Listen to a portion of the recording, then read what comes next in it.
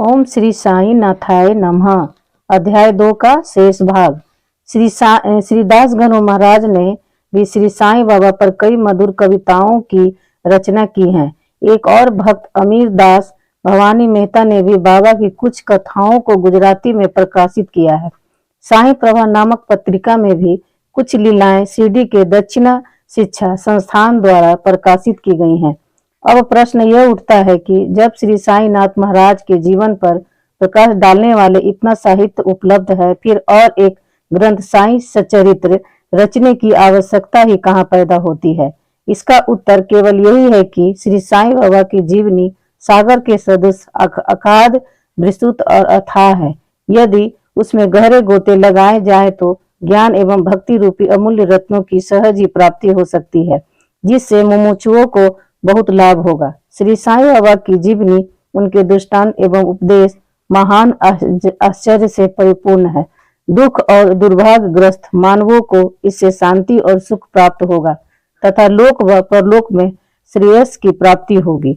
यदि श्री साईं बाबा के उपदेशों का, जो कि वैदिक शिक्षा के समान ही मनोरंजक और शिक्षाप्रद है, ध्यान पूर्वक श्रवण एवं मनन किया जाए तो भक्तों को अपने मनोवांछित फल की प्राप्ति हो जाएगी, अर्थात ब्रह्मा से अभिन्नता, अष्टांग योग की सिद्धि और समाधि आनंद आदि की प्राप्ति सरलता से ही हो जाएगी। यह सोचकर ही मैंने चरित्र की कथाओं को संकलित करना प्रारंभ कर दिया। साथ यह विचार भी आया कि मेरे लिए सबसे उत्तम साधना भी केवल यही है। जो भोले भाले प्राणी श्री साईं बाबा के दर्शनों से अपने नेत्र सफल करने के सौभाग्य से वंचित रहे हैं, उन्हें यह चरित्र अति आनंददायक प्रतीत होगा। अतः मैंने भी अपनी अहंकार उनके श्री चरणों पर न्यौछावर कर दिया। मैंने सोचा कि यह अब मेरा पथ अति सुगम हो गया है और बाबा मुझे इलोक और परलोक में सुखी बना देंगे।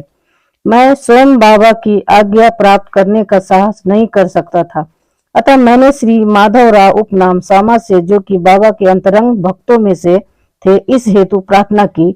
उन्होंने इस कार्य के निर्मित श्री साईं बाबा से विनम्र शब्दों में इस प्रकार प्रार्थना की, ये अन्ना साहेब आपकी जीवनी लिखने के लिए अति उत्सुक हैं, परंतु आप कृपया ऐसा न कहना कि मैं तो एक फकीर हूँ तथा मेरी जीवनी लिखने की आवश्यकता ही क्या है।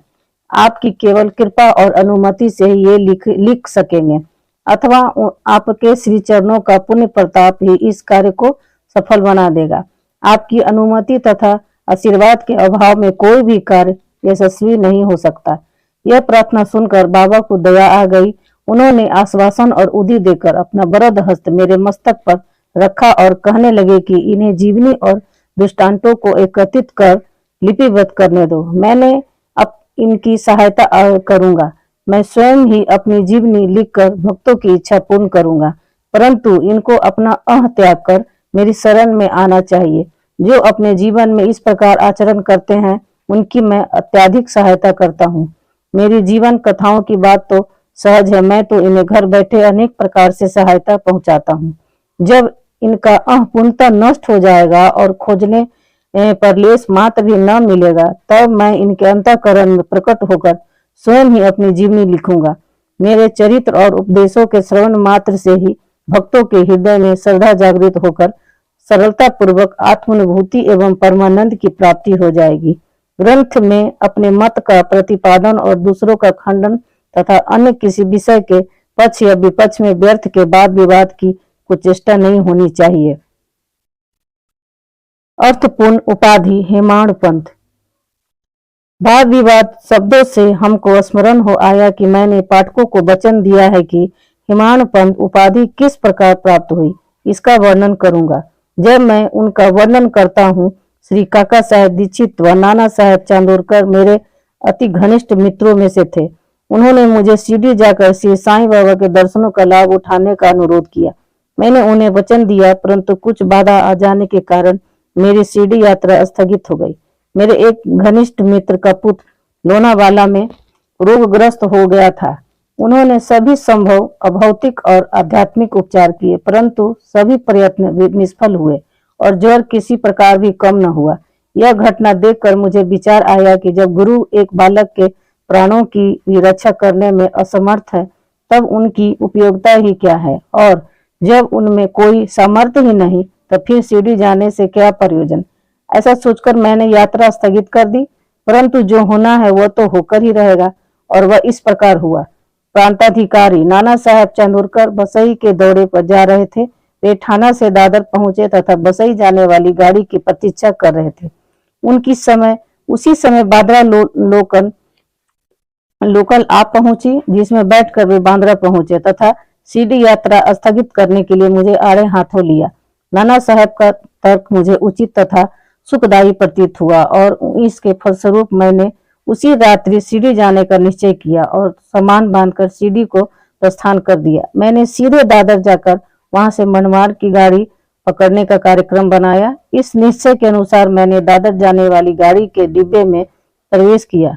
गाड़ी छूटने ही वाली थी कि इतने में एक यवन मेरे डिब्बे में आया और मेरा सामान देखकर मुझे मेरा गंतव्य स्थान पूछने लगा। मैंने अपना कार्यक्रम उसे बता दिया।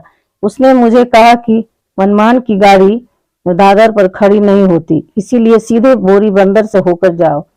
यदि यह एक साधारण सी घटना घटित न हुई होती तो मैं अपने कार्यक्रम के अनुसार दूसरे दिन शिरडी न पहुंचने सकने के कारण अनेक प्रकार की कुशंकाओं से घिर जाता, परंतु ऐसा घटना न था। भाग ने साथ दिया और दूसरे दिन 9-10 बजे के पूर्व में ही शिरडी पहुंच गया। यह सन 1910 की बात है, जब प्रवासी भक्तों के ठहरने के लिए साठेवारा ही एकमात्र स्थान था। तांगे से उतरने पर मैं साईं बाबा के दर्शन के लिए बड़ा ललायित था। उसी समय भक्त परिवार श्री तात्या साहब नुलकर मस्जिद से लौटे ही थे। उन्होंने बतलाया कि इस समय श्री साईं बाबा मस्जिद के मोड़ पर ही हैं, अभी केवल उनका प्रारंभिक दर्शन ही कर लो और फिर स्नान आदि से निवृत्त होने के पश्चात सुविधा से भेंट करने जाना। यह सुनते ही मैं दौड़कर गया और बाबा की चरण वंदना की। मेरी प्रसन्नता का पार न रहा। मुझे क्या नहीं मिल गया था। मेरा शरीर उल्लासित सा हो गया। क्षुधा और तृष्णा की सुधि जाती रही।